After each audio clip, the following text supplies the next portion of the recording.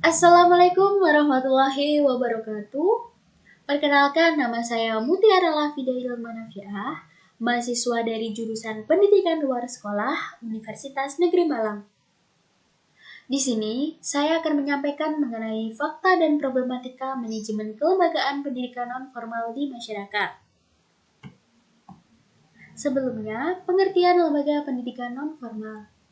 Dalam Undang-Undang Nomor 20 Tahun 2003 tentang Sisdiknas disebutkan bahwa lembaga pendidikan non-formal adalah jalur pendidikan di luar pendidikan formal yang dilaksanakan secara terstruktur dan berjenjang.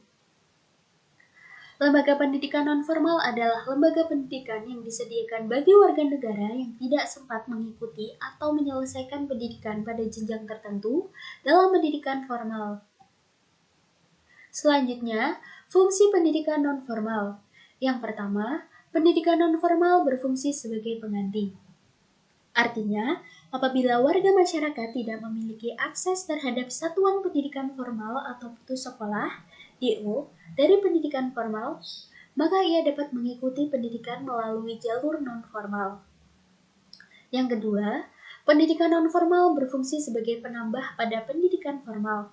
Artinya, apabila pengetahuan, keterampilan, dan sikap yang diperoleh peserta didik pada satuan pendidikan formal dirasa belum memadai, maka ia dapat menambahnya melalui pendidikan non-formal.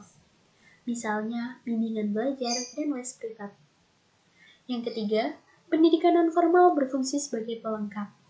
Apabila peserta didik pada satuan pendidikan formal merasa perlu untuk menambah pengetahuan, keterampilan, dan sikap melalui jalur pendidikan non-formal. Misalnya, kursus komputer, bahasa asing, dan kursus kepribadian. Selanjutnya, fakta dan problematika manajemen kelembagaan pendidikan non-formal di masyarakat. Pendidikan non-formal merupakan jalur pendidikan di luar pendidikan formal yang dapat dilaksanakan secara terstruktur dan berjenjang. Satuan pendidikan non-formal terdiri atas lembaga kursus, lembaga pelatihan, kelompok belajar, pusat kegiatan belajar masyarakat, dan majelis taklim, serta satuan pendidikan yang sejenis. Hasil pendidikan non-formal dapat dihargai setara dengan hasil program pendidikan formal setelah melalui proses penilaian penyetaraan oleh lembaga yang ditunjuk oleh pemerintah atau pemerintah daerah dengan mengacu pada standar nasional pendidikan. Namun, pendidikan non-formal ini kebanyakan belum diketahui ataupun tidak diketahui sama sekali oleh masyarakat luas karena adanya beberapa faktor. Padahal, jika dilihat, pendidikan non-formal memiliki peran dan fungsi yang sangat penting apabila seseorang tidak dapat menempuh atau melanjutkan pendidikan secara formal. Faktanya, dalam kehidupan di masyarakat, masih banyak sekali orang-orang yang tidak dapat menempuh dan memperoleh pendidikan formal akibat dari permasalahan ketimpangan sosial yang dihadapi dalam lingkungan masyarakat. Adapun permasalahan yang terjadi dan dihadapi dalam kehidupan masyarakat yaitu adanya faktor perbedaan latar belakang sosial, ekonomi, dan budaya yang membuat masyarakat tidak memperoleh pendidikan. Oleh karena itu, pendidikan non-formal hadir di tengah masyarakat dalam mengembangkan program-program pendidikan yang berbasis pada kebutuhan warga belajar.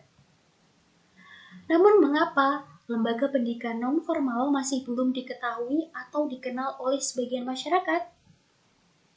Nah, lembaga pendidikan non-formal masih belum diketahui atau dikenal oleh sebagian masyarakat karena masih kurangnya manajemen atau pengelolaan lembaga non-formal pada lingkungan sekitar yang menyebabkan lembaga tersebut belum diketahui oleh masyarakat secara luas.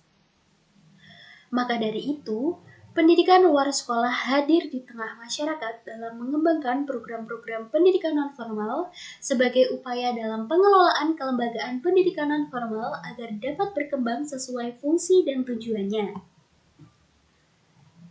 Beberapa problematika dalam lembaga pendidikan non-formal.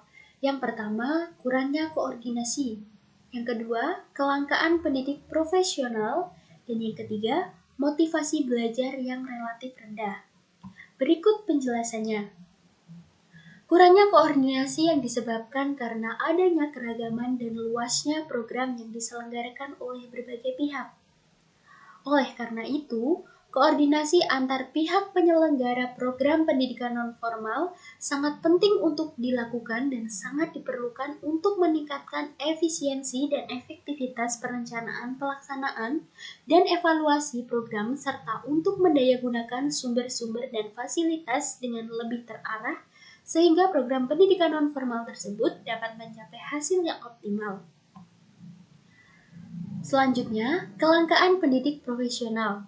Kurangnya tenaga pendidik atau sumber belajar yang profesional dalam penyelenggaraan kegiatan pembelajaran dan pengelolaan program pendidikan nonformal, sampai pada saat ini sebagian besar tenaga-tenaga pendidik tersebut tidak mempunyai latar belakang atau pengalaman dalam pendidikan nonformal.